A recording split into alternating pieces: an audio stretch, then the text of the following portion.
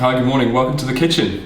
We are The Kitchen. I'm Chris and this is Stuart Russell. We're a brother team and we're a pop-up corporate catering company. Stuart's the chef. He's the brains of the operation and he's worked at many different places around the world. And we felt really the time was right for you to branch out really and to start your own business. Myself, I have an advertising and marketing background. And we find that the skill sets of the two areas work quite well together. In terms of how we got started in the business, it was really a result of 18 to 24 months worth of planning.